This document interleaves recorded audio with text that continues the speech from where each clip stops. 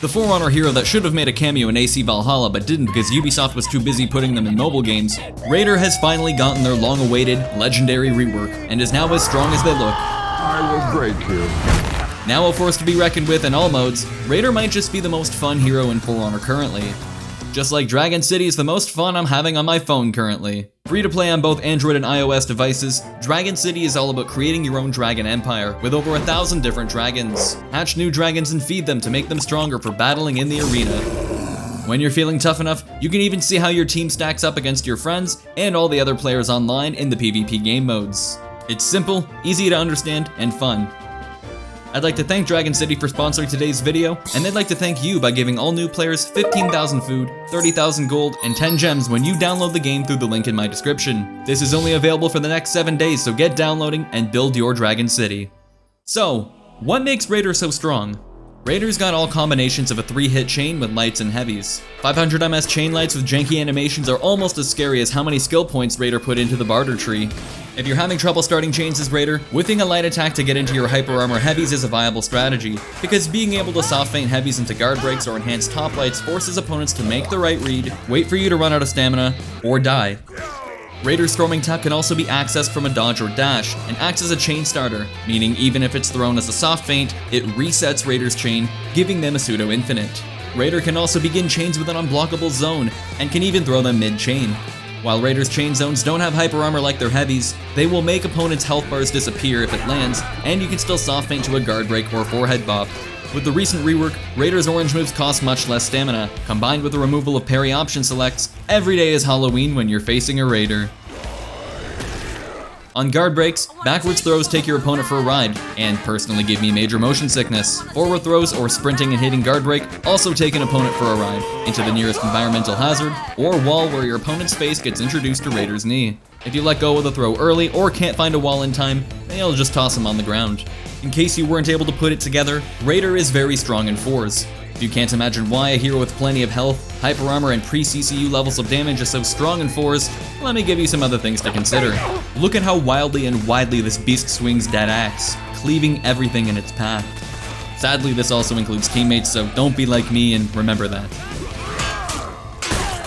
Stampede Charge is obviously also a great tool as it stops opponents from pressing buttons, and it works wonders against distracted opponents caught at the wrong place at the wrong time. Raider can also target swap on Storming Taps and soft feint guard breaks to jump between opponents. Oh, I completely forgot Raider has a sprinting heavy. It comes from the right and doesn't chain into anything. For max punishes, heavy parries give Raider a light, and light parries guarantee a top heavy.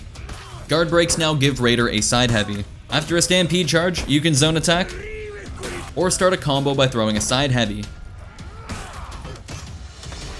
If you wall splat off a Stampede Charge, you can light attack to begin a chain. Off a wall splat from a back or side throw at mid range, you can get a heavy from your current guard direction. At max range, you can top heavy, or whiff a backstep light into a zone for massive damage. However, doing that is a little easier than it sounds. When you're in revenge or your opponent is out of stamina, parries let you dash forward Storming Tap into zone attack for a lot of damage, but you're vulnerable to GB on wake up. You could safely light into zone,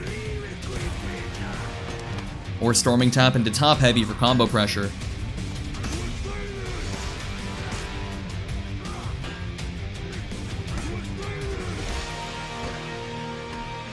If your guard is on top during a back throw, you can top heavy into zone, but a safer option is top heavy into top heavy for combo pressure.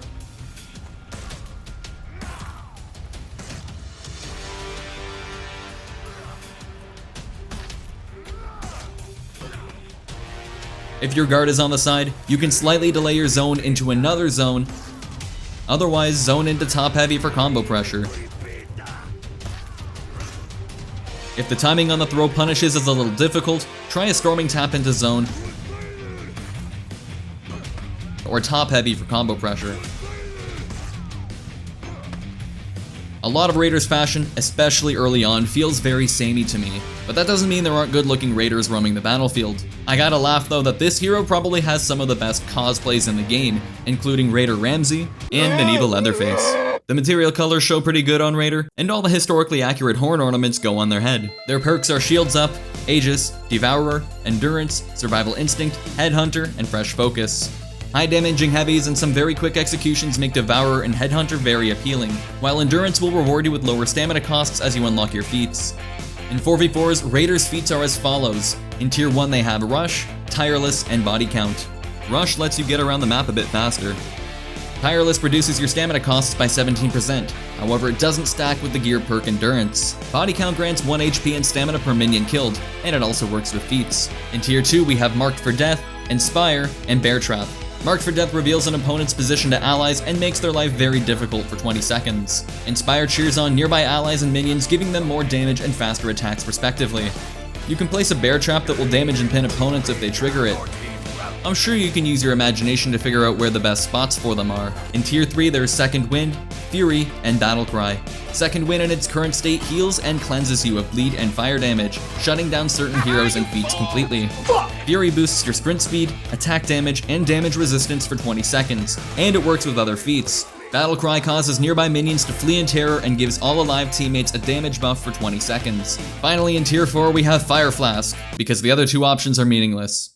Fire Flask throws a ridiculously powerful Molotov that leaves the ground on fire, great for clearing the mid lane, area denial, or pairing with Fury if you're in the mood to commit a war crime. Personally, I like to run Rush, Bear Trap, Fury, and Fire Flask.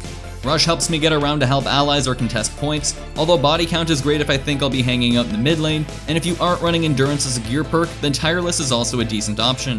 For the other feats, I think Bear Trap, Fury, and Fire Flask are pretty self-explanatory. If this video hasn't somehow convinced you that Raider is a force to be reckoned with, maybe my stupid meme-tage will. Bottom line, Raider is incredibly powerful, whether alone, when ganking, hell, even when outnumbered. Personally, I find Raider incredibly easy to pick up and do well with. So, if you're looking for a good time, try out Raider. If you want more info on specific damage values, attack timings, what executions are the most efficient, and more, the For Honor Information Hub has a beautiful spreadsheet that I've linked down below. I'd like to thank you for watching and thank my Patreon and YouTube supporters who help make these videos possible, especially Sweckles, Kyle, and Shadow. Most of this was streamed live on Twitch, so follow me there, and of course subscribe here for more. Have a good one, I'll see you on the next stream and video.